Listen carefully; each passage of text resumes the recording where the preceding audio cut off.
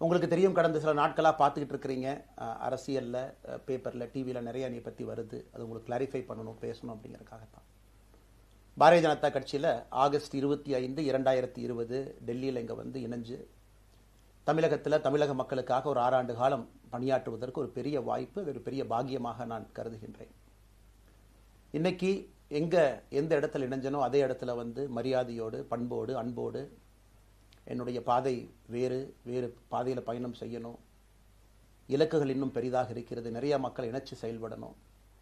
ஒரு புதிய அரசியலை, அடிப்படை கட்டமைப்பை மாற்றக்கூடிய அரசியலை உருவாக்க வேண்டும் என்கின்ற ஒரு எண்ணத்தோடு இன்னைக்கு வந்து ரொம்ப பண்போடு சொல்லிவிட்டு அதே இயக்கத்திலிருந்து வெளியே வருகின்றேன். இது தமிழர் பண்புன்னு கூட வச்சுக்கலாம். வெளியே சென்றாலும் கூட மரியாதையோடு சொல்லிவிட்டு செல்வது நம்முடைய பண்பு என்பதுதான் எனக்கும் இலக்கணமாக இது இருந்திருக்கிறது. இன்றிலிருந்து நம்முடைய ஒரு புதிய பாதை, ஒரு புதிய இயக்கம், ஒரு புதிய பொலிட்டிக்கல் மூமெண்ட், அடிப்படையிலிருந்து ஒரு புதிய பரிமாணத்தோடு, பார்வையோடு பார்க்கக்கூடிய ஒரு விதத்தில் தான் நம்முடைய மூமெண்ட்டை நம்ம ஆரம்பிக்கணும். நீங்கள் எல்லோரும் சேர்ந்து இணைஞ்சு அதை ஆரம்பிக்கணும் அப்படிங்கிறது என்னுடைய பெரிய ஆசைங்க. அதற்கு முன்பு சில விஷயத்தையும் சொல்லணும். என்னுடைய அரசியல் பாதை என்பது ரொம்ப வளைஞ்சு நெளிஞ்சு இங்கே வந்து உங்கள் முன்னாடி நின்றுட்டு இருக்கேன். இது ஈஸி பாத் கிடையாது. ஒரு கிராமத்தில் பிறந்து ஒரு சாதாரண குடும்பத்தில், விவசாய குடும்பத்திலிருந்து வந்து ஒரு காமன் மேன் அரசியலுக்கு வர்றதே நம்ம ஊரில் நாம் ஒதுங்கிக்குவோம், வரமாட்டோம். பட் அதே போல் என்னுடைய பாதையும் கூட 2009 கேப்டன் விஜயகாந்த் அவர்களுடைய கட்சியில் தேமுதிகவில் ஐஎம் லக்னோவில் படிக்கும் பொழுது ஒரு இன்டர்ன்ஷிப்பாக 3 மாத காலம் ஆரம்பித்து, அதன் பிறகு 10 ஆண்டு காலம் கழித்து பாரதிய ஜனதா கட்சியில் ஆரம்பித்து 6 ஆண்டுகள் பாரதிய ஜனதா கட்சியிலிருந்து இன்னைக்கு தனித்துவமாக நம்முடைய இயக்கத்தை மக்கள் முன்னாடி வைக்கணும். உங்கள் முன்னாடி வைக்கிறேன். 25 வயசில் எனக்கு அந்த இன்டர்ன்ஷிப் திரு விஜயகாந்த் அவங்ககிட்ட செய்கிறக்கு ஒரு பெரிய பாக்கியம். அன்னைக்கு அரசியல்னால் என்னன்னே தெரியாமல் ஒரு புதிய அரசியலை தமிழகத்தில் கொண்டு வர முடியுமான்னு யோசித்த தருணம். இன்னைக்கு வயது 42, கிட்டத்தட்ட 17 ஆண்டுகள் போராடிக்கிட்டே இருக்கிறேன். ஒரு புதிய பாதை உருவாக்க முடியுமா, ஒரு பெட்டர் பாலிடிக்ஸ், ஒரு பெட்டர் சொசைட்டி கொண்டு வர முடியுமா. அதே நேரத்தில் நிறைய யூகங்கள், நிறைய பேர் நிறையா சொல்கிறனால இதே டெல்லியில் ஆகஸ்ட் 24, 2020 பிஜேபியில் இணைய வரும்பொழுது சூப்பர் ஸ்டார் ரஜினிகாந்த் அவங்க எனக்கு ஃபோன் பண்ணாங்க. எனக்கும் அவருக்குமான நட்பு கிட்டத்தட்ட நான் பதவியிலிருந்து வந்த பிறகு ஒரு நட்பு. நிறைய அவர்கிட்ட பேசுவேன். அவருடைய அரசியல் பாதை எப்படி இருக்கணும் அப்படின்லாம் பேசியிருக்கேன். அப்போ திரு சூப்பர் ஸ்டார் அவர்கள் இங்கே டெல்லியிலிருந்து திரும்ப வரணும், அவருடைய இயக்கத்தில் இணைய வேண்டும் என்ற வேண்டுகோளை ஆகஸ்ட் 24 ஒரு நாளைக்கு முன்னாடி பிஜேபியில் சேரும் பொழுது வைத்த பொழுது 3 விஷயம்தான் என் கண் முன்னாடி இருந்துச்சுங்க. தமிழ்நாட்டுக்கு எது நல்லது, அது எந்த மாற்று கருத்தும் இல்லை. சூப்பர் ஸ்டார் அரசியலுக்கு வர்றது தான் தமிழ்நாட்டுக்கு நல்லது.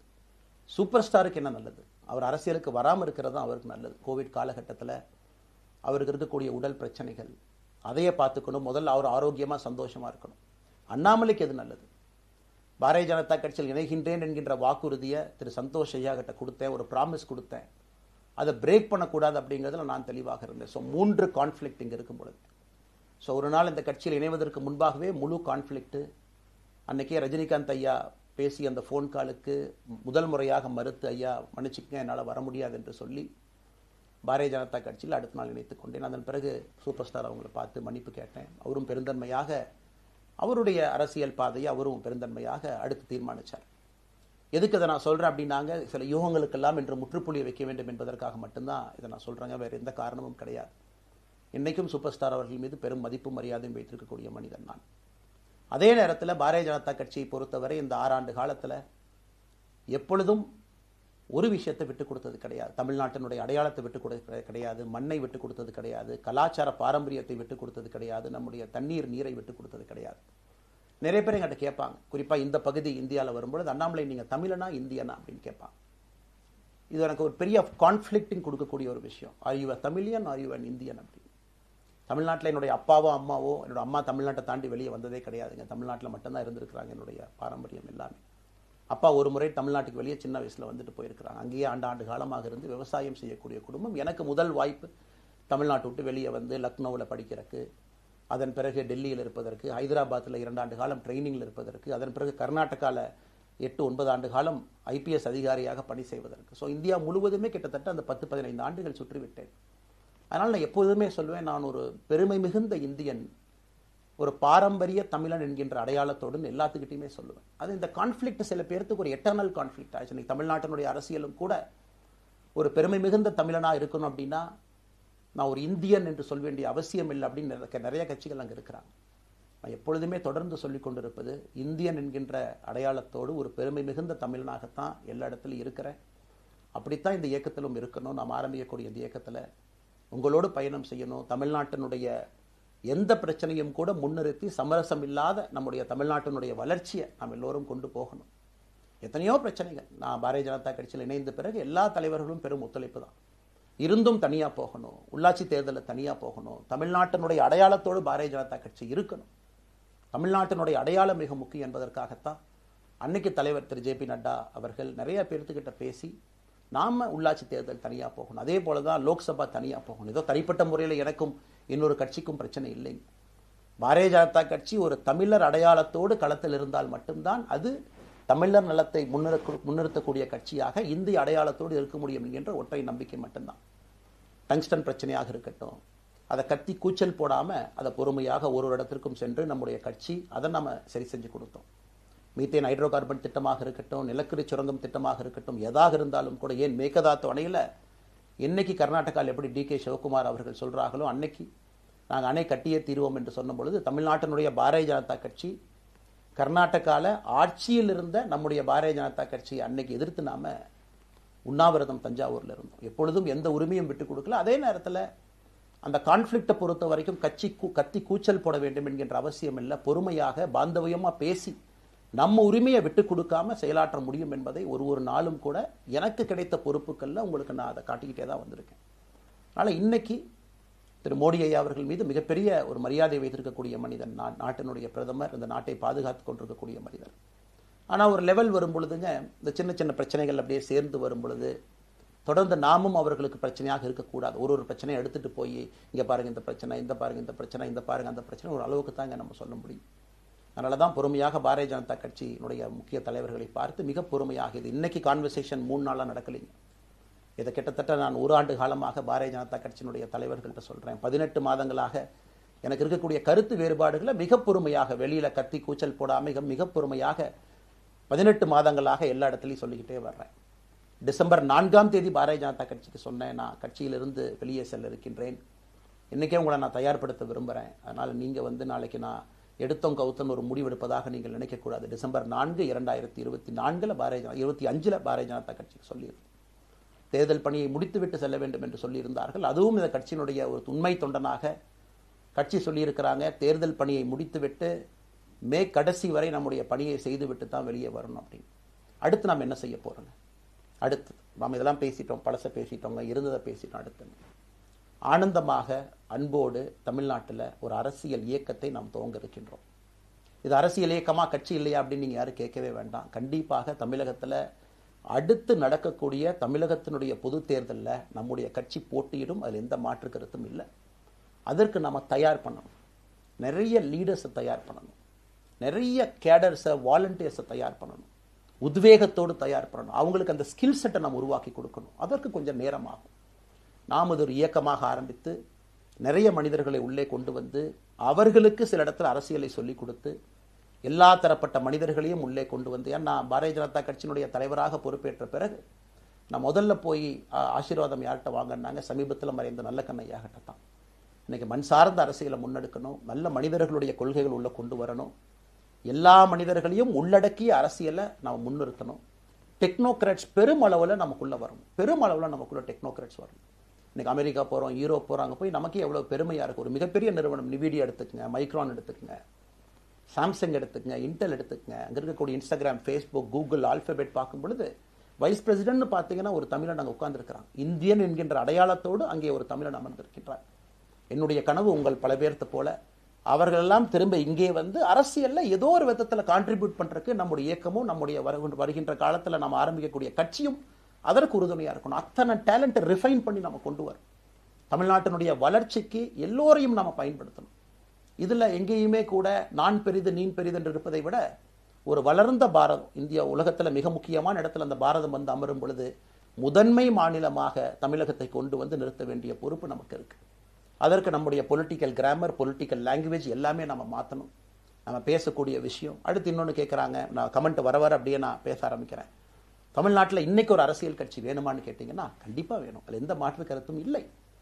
காரணம், ஒரு கடைக்கு போய் நாம் ஒரு டூத் பேஸ்ட்டோ ஒரு அரிசியோ ஒரு பருப்போ வாங்கினா கூட 10 கடை ஏறி இறங்கி எங்கள் அம்மா அதெல்லாம் பார்த்து விலையை பார்த்து தரத்தை பார்த்து பொருளை பார்த்து அத்தனை முறை வாங்கித்தான் பார்ப்பேன். ஏன்னா அது நம்ம உடம்புக்குள்ளே போகிற விஷயம். ஆனால் அரசியல் கட்சி இன்னைக்கு எத்தனையோ கட்சிகள் இருந்தாலும் கூட என்னுடைய நம்பிக்கை, நம்முடைய நம்பிக்கை, வருகின்ற காலத்தில் நம்முடைய அரசியல் இயக்கம் கட்சியாக மாறும் பொழுது மக்கள் அந்த தரத்தை பிரித்து பார்ப்பார்கள். தலைவர்கள் எப்படிப்பட்டவர்கள்? நாம எல்லோருமே காமன் மேன் பொலிட்டீஷியன்ஸ். பக்கத்து வீட்டுக்காரங்க மாதிரி தான் மக்கள் நம்மளை பார்க்க போறாங்க. தூரத்திலிருந்து நாம் கை காட்ட போவது கிடையாது. ஏன்னா நாம் யாரும் அப்படிப்பட்ட குடும்பத்திலிருந்து வரவில்லை, அப்படிப்பட்ட வளர்ப்பு நமக்கு இல்லை, நாம் யாரும் அப்படி இல்லை, தமிழனுடைய கலாச்சாரமும் பண்பாடும் இல்லை. அதெல்லாம் கூட நம்முடைய அரசியல்ல முதல் நாள்ல இருந்து கல்ட் பாலிடிக்ஸ்ல இருந்து நம்ம வெளியே வரணும். அரசியல் மாற்றம்னு சொல்றாங்க, ஆனால் அதே கல்ட் பாலிடிக்ஸ். நாம அதில் இருக்க போறது இல்லை. கல்ட் பாலிடிக்ஸ்ல இருந்து வெளியே. அண்ணாமலை என்ன பிறந்த நாளா 10 பேர் கொண்டாடணுமா? அதனாலதான் நம்ம பிறந்த நாள் அன்னைக்கு எதுவுமே நம்ம செய்யல. என்னுடைய பிறந்தநாள் என்பது உங்கள் பிறந்தநாளை போல ஒரு நாள். நான் அரசியல் வருவதை என் பிறந்தநாளை எப்பவுமே கொண்டாடினது கிடையாது. அரசியல் வந்ததுக்காக சில பேர் போஸ்ட் அடிச்சு ஒட்டுறான். அந்த கலாச்சாரத்தையும் உடைக்க வேண்டும் என்பதற்காகத்தான் நேற்று நம்ம எதுவுமே பேசலைங்க, இன்னைக்கு நம்ம பேசுறோம். இந்த கல்ட் பாலிடிக்ஸ்ல இருந்து வெளியே வரணும். ஒரு காமன் மேன் பாலிடிக்ஸை முன்னிறுத்தணும். சமரசம் இல்லாத கொள்கை இருக்கக்கூடிய இயக்கமாக அது கட்சியாக முன்னாடி வரணும். அவ்வளவு குவாலிட்டியான லீடர்ஸை நம்ம பில்ட் பண்ணணும். ஒரு முதலமைச்சர் தமிழகத்தை மாற்ற முடியுமான்னு கேட்டீங்கன்னா கண்டிப்பா முடியாது. முதலமைச்சர் இருக்கக்கூடிய 35 கேபினெட் அமைச்சர்கள் மாற்ற முடியுமான்னு கேட்டால் கண்டிப்பா முடியாது. 234 சட்டமன்ற உறுப்பினர்கள் மாற்ற முடியுமான்னு கேட்டால் முடியாது. 39 பாராளுமன்ற உறுப்பினர்கள் மாற்ற முடியுமான்னு கேட்டீங்கன்னா முடியாதுங்க. அவர்களோடு உள்ளாட்சி பிரதிநிதிகளாக இருக்கக்கூடிய கிட்டத்தட்ட 30,000க்கும் மேற்பட்ட பிரதிநிதிகள், பஞ்சாயத்து தலைவரிலிருந்து ஆரம்பித்து கவுன்சிலரிலிருந்து ஒரு கார்பரேஷன் கவுன்சிலரிலிருந்து மேயரிலிருந்து, நம்முடைய நோக்கம் எல்லா இடத்துலையும் கிளீன் பாலிடிக்ஸ் கொண்டு வரும், எல்லா இடத்துலையும் கிளீன் கவர்னன்ஸ் கொண்டு வரும், எல்லா இடத்துலையும் ஹானஸ்ட், எஃபிஷியன்ட், கேபபிள், வேலையை செய்து முடிக்கக்கூடிய திறன் படைத்த தலைவர்கள் அங்கே கொண்டு வந்து வைக்கணும். அதே நேரத்தில் பாலிடிக்ஸ் என்பது ஒரு ஃபேமிலிக்கு மட்டுமல்ல, தொடர்ந்து நாம மட்டும் இருப்போம் அப்படி இல்லைங்க. நம்ம இயக்கம் கட்சியாக மாறும் பொழுது உங்கள்கிட்டலாம் பேசி நம்ம டேர்ம் லிமிட் கொண்டு வரோம். நாம் ஒரு வித்தியாசமான கட்சினா எல்லோருக்கும் வாய்ப்பு கொடுக்கணும். 140 கோடி மக்கள் வசிக்கக்கூடிய அந்த நாட்டில், தமிழகத்தில் கிட்டத்தட்ட 8 கோடி பேர்த்துக்கு நாம் இருக்கோம். 5.5 கோடிக்கு மேற்பட்ட வாக்காளர்கள் இருக்கும் பொழுது எல்லோரையும் அரசியலுக்கு வாய்ப்பு கொடுக்கணும். டேர்ம் லிமிட் கொண்டு வரணும். எத்தனை முறை எம்எல்ஏவாக இருக்கணும், எத்தனை முறை எம்பியா இருக்கணும், எல்லோருக்கும் அது பொருந்தும், எனக்கும் அது உட்பட. The permanent leaders, permanent MLAs, permanent ministers, permanent MPs, அதை நம்ம உடைக்க போறோம். அது எந்த மாற்று கருத்தும் இல்லை. அது என்னை ஆரம்பித்து முதல் மனிதனாக இந்த இயக்கத்தில் இணைத்துக் கொண்டிருக்கக்கூடிய என்னை, ஒரு சாதாரண ஒரு மனிதராக என்னை ஏற்றுக் கொண்டிருக்கக்கூடிய ஒரு காமன் மேன் என்னை ஆரம்பித்து எல்லோருக்கும் இது பொருந்தும். இதை நாம இந்த இயக்கம் கட்சியாக மாறுகின்ற முதல் நாள்ல நம்ம சொல்ல போறோம். No chair is permanent for anybody. அதில் நம்ம ரொம்ப தெளிவாக இருக்கின்றோம். புதியவர்கள் வரணும், வந்துகிட்டே இருக்கணும். It should flow like a water. New ideas வரணும், அந்த ஸ்ட்ரீம் போய்கிட்டே இருக்கணும். நம்மை தாண்டி இந்த இயக்கம் நிற்கணும். This movement should stand beyond us, not in name but in purpose and pursuit of excellence. இதெல்லாம் ஏதோ அண்ணாமலை அப்படிங்கிற பேர் கிடையாதுங்க. அதனால தான் ரொம்ப யோசிச்சு நாம கொண்டு வந்திருக்கோம். www.vetheleader.org அப்படிங்கிற அமைப்பு ஏற்கனவே 2020 நாங்கள் எல்லாம் சேர்ந்து ஆரம்பித்த அமைப்பு. நான் பேசி முடிச்சோன்னா அந்த லிங்க் உங்களுக்கு லைவாக வந்துடும். vetheleader.org-ல நீங்கள் உங்களை வாலண்டியராக இன்னைக்கு பொலிட்டிக்கல் ஒரு மூமெண்ட்டில் உங்களை நீங்கள் நினைச்சுக்கணும். நாம எல்லோரும் ஒன்று சேர்ந்து பேசுவோம். அதனால தான் இன்னைக்கு கோயம்புத்தூரில் இன்னொரு அறிவிப்பும் கூட கொடுக்கணும். எல்லாத்தையும் டைரக்டாக எப்படி நம்ம பாலிடிக்ஸ்குள்ள கொண்டு வர போகிறோம். APJ Abdul Kalam centre for ethics and politics, APJ Abdul Kalam ஐயாவுடைய பேரில் கோயம்புத்தூரில் வீத லீடர்ஸ்க்கு கீழே நாம பாலிடிக்ஸ்ல எத்திக்ஸ்க்காக ஒரு சென்டர் ஆரம்பித்து வருகின்றவங்க எல்லாமே இதுக்குள்ள ட்ரெயின் ஆகி தான் வெளியே வருவாங்க. உள்ளாட்சி தேர்தலில் நிற்கிறாங்க, they will get trained, come and stand in local body election. MLA election நிற்கிறாங்க, they will get trained, they will come and stand in election. அவங்க எங்க நின்னாலும் கூட ஒரு ப்ராசஸ்ல நாம் அவங்கள ட்ரெயின் பண்ணி, அவங்கள ஷேப் பண்ணி, ஒரு கம்யூனிட்டியினுடைய நீட்ஸ் அண்டர்ஸ்டாண்ட் பண்ணி அரசியல் செய்யக்கூடிய மனிதர்களாக நாம் அவங்கள கொண்டு வர போறோம். நாம் யாருக்கும் போட்டி கிடையாது. ஆளுங்கட்சி இருக்கு, நிறைய எதிர்கட்சி இருக்கு, எல்லோரும் இருக்கட்டும், சந்தோஷமா இருக்கட்டும், அவங்கவுங்க கொள்கையை சொல்லட்டும். நம்முடைய கொள்கையும் வருகின்ற காலத்தில் நம்ம எல்லோரும் இணைஞ்சு நம்ம கொள்கையை சொல்ல போறோம். இன்னைக்கு நான் ஏபிஜே அப்துல் கலாம் ஐயா அப்படிங்கிற பேரை உங்க முன்னாடி சொன்னதுக்கான காரணம் என்னன்னா, அவரை நான் மாணவனா பார்த்திருக்கிறேன், ஐபிஎஸ் அதிகாரியா பார்த்திருக்கிறேன், கேள்விகள் கேட்டிருக்கேன், லைவா அவர் பேசினதை கேட்டிருக்கேன். அவர் சொன்ன அத்தனை கான்செப்ட் இன்னைக்கு நமக்கு எப்போ பொருந்தோம், இன்னைக்கு பொருந்தும். எப்பவோ சொன்னார் விஷன் 2020, எப்போ சொன்னாருங்க? 2020. நம்ம 2020ங்கிறது 2000த்துல சொன்னார். நாம அந்த கோல் போஸ்ட் அப்படியே மாத்திட்டோம். அது மட்டும் இல்லை, அன்னைக்கு சொன்னாரு கிராமப்புறத்திலிருந்து நகரத்துக்கு யாரும் போகக்கூடாதுன்னா புறா providing urban amenities and rural areas, கிராமப்புறத்தில் அவ்வளவு ஃபெசிலிட்டியை கொண்டு வரணும். அது எல்லாம் கூட இன்னைக்கு யாருக்கு பொருந்ததோ இல்லையோ நம்முடைய சமுதாயத்துக்கு பொருந்தும். அவ்வளோ விஷயங்கள் சொல்லியிருக்கக்கூடிய ஏபிஜே அப்துல் கலாம் ஐயா நமக்கு மிக முக்கியமானவர். அவருடைய கருத்தியல் நமக்கு மிக மிக முக்கியமானது. ஒரு தேசிய மனிதராக, பெருமை மிகுந்த தமிழனாக வாழ்ந்து மறைந்திருக்கக்கூடிய ஒரு அற்புதமான மனிதர். நிறைய நம்முடைய தலைவர்கள் இருக்காங்க. அத்தனை கொள்கைகளும் வேண்டும். ஒரு ஐடியாலஜி பார்த்தீங்கன்னா ரைசஸ் அண்ட் ஃபால்ஸ். எந்த ஐடியாலஜியும் பெர்மனன்ட் நான் பிடிச்சிருப்பேன். கம்யூனிசம் 100 ஆண்டுகளுக்கு முன்பு எப்படி இருந்த ideology, for right movements, for left movement, centrist movement, liberal movement, ஒரு அரசியல் சரித்திரத்தை பார்க்கும் பொழுது அந்த ஐடியாலஜி தன்னைத்தானே மாற்றிக்கொள்ளவில்லை என்றால், அடுத்த தலைமுறைக்கு தேவையான வசதியை செய்து கொடுக்கவில்லை என்றால், அது எந்த ஐடியாலஜியாக இருந்தாலும் அது அழியும் என்பதுதான் காலத்தினுடைய கட்டாயம். நம்ம பார்த்துக்கிட்டு இருக்கோம். நாம் அதை தாண்டி நிற்கணும். நம்ம மூமெண்ட் அதையெல்லாம் தாண்டி மக்கள்கிட்ட நிற்கணும். இத்தனை பேர்த்த நம்ம எடுத்துகிட்டு போகணும். பெரிய ரிஸ்க் தாங்க, இது சாதாரண வேலை இல்லை. நம்ம எல்லோருமே மிடில் கிளாஸ் தான், காமன் பீப்புள் தான். நமக்கு ஒரு பெடிகிரி கிடையாது, பிஸ்னஸ் நம்ம அதில் பெருசாக அதுலேருந்து வரல, நமக்கு ஒரு ஸ்டார் வேல்யூ கிடையாது, ஒரு பெரிய பாரம்பரியமான அரசியல் கட்சி ஆரம்பித்து நம்ம கையில் யாரும் தூக்கி கொடுக்கல. நாம் எல்லோரும் கஷ்டப்பட்டு ஒரு படியாக தான் அந்த மூமெண்ட்டை கொண்டு போகணும்.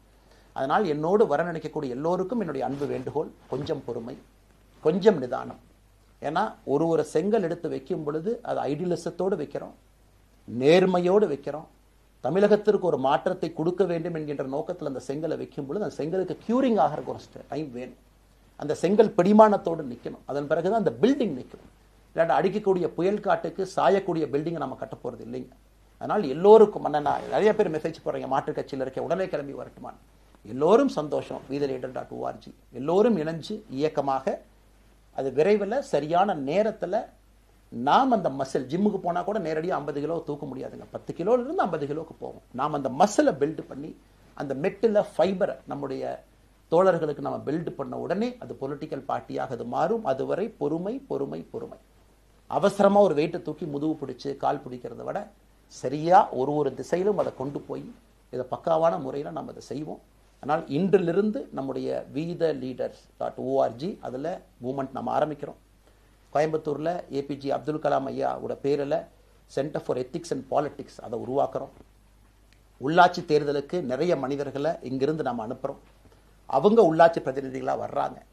குட் பாலிட்டிக்ஸை நம்ம சொல்லிக்கிட்டே வர்றோம். அதனால தான் நான் அடிக்கடி சொல்லுவாங்க, நாம் மாறுவோம், மாற்றம் தானாக நடக்கும். ஸோ அதனால தான் நம்முடைய இந்த மூமெண்ட்டினுடைய கொள்கையே மாறுவோம், மாற்றுவோம். Let us also change to bring change. இந்த ரெண்டையும் செய்வோம். யாரும் மீதும் வன்மம் கிடையாது. அதே நேரத்தில் நம்முடைய சமூக வலைதளத்தில் இருக்கக்கூடியவங்களை நான் வாரியர்ஸ்னு சொல்லிங்க, you are the change agents. என்னை பொறுத்தவரை ஒரு மாற்றத்தை கொடுக்கக்கூடியவங்க நீங்கள். சண்டை களத்தில் சண்டை போடுறது நம்ம வேலை இல்லைங்க, மாற்றத்தை கொடுக்கக்கூடியது நம்முடைய வேலை.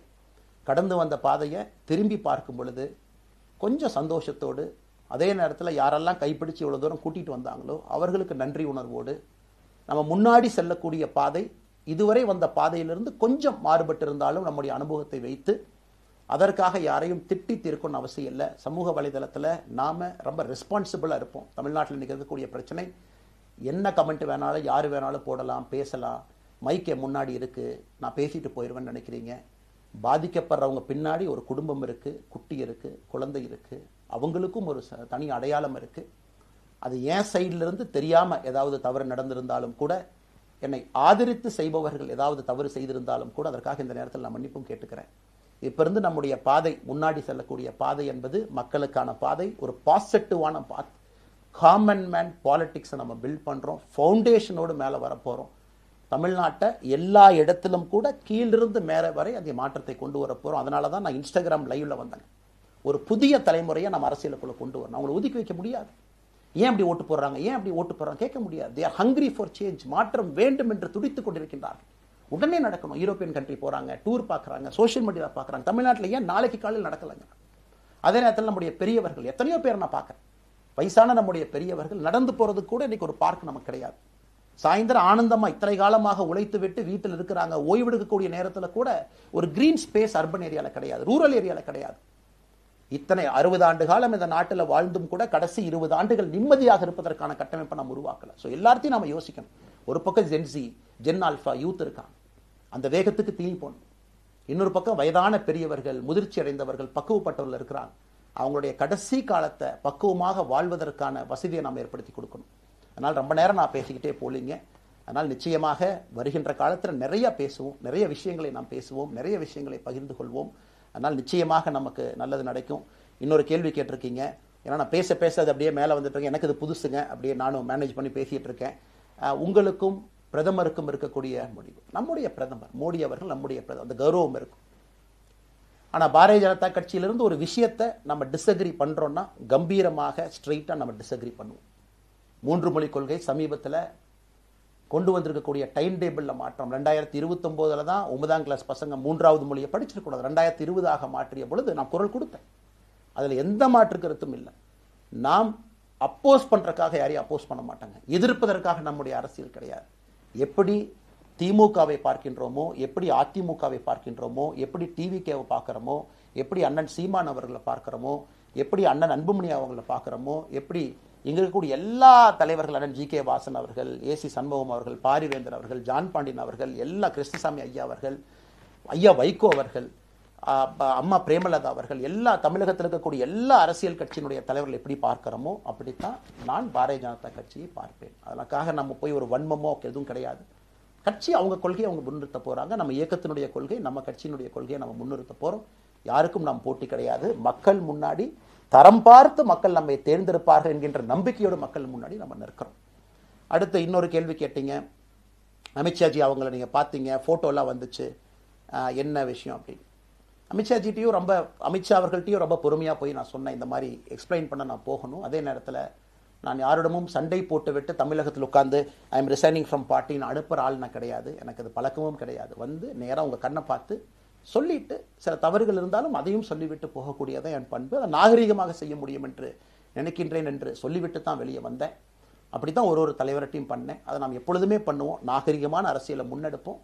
சமூக வலைதளத்தில் ஆபாசம் வேண்டாம். சமூக வலைதளத்தில் நல்லதை பேசுவோம். எல்லோரும் அவங்கவுங்க இடத்துல தமிழ்நாட்டு மக்களுக்கு நல்லது பண்ணட்டும். பொறுமை பொறுமை பொறுமை. கடைசியாக இந்த வார்த்தையை திரும்ப நான் பயன்படுத்துகிறேன். பில்டிங் கட்டுறோம், கீழிருந்து கட்டுறோம், அதை சரியான முறையில் கட்டி எடுத்துகிட்டு போகணும்.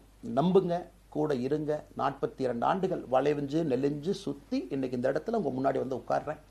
நிச்சயமாக நம்ம எல்லோரும் சேர்ந்து ஒரு பெரிய புரட்சியை, மாற்றத்தை தமிழகத்திற்காக, ஒரு பாரத நாட்டுக்குள்ள, இந்திய நாட்டுக்குள்ள முதன்மை மாநிலமாக தமிழகத்தை கொண்டு வருவது மட்டும்தான் நம்முடைய குறிக்கோள். வேறு எதுவும் நம்முடைய குறிக்கோள் கிடையாது. அதற்காக நம்முடைய வாழ்வை அர்ப்பணிப்போம். காத்து கொண்டிருக்கக்கூடிய எல்லோருக்கும், கேட்டுக்கொண்டிருக்கக்கூடிய எல்லோருக்கும் உங்களுடைய பொறுமைக்கு நன்றி தெரிவித்து மறுபடியும் சொல்லிக் கொள்கின்றேன். மாறுவோம்.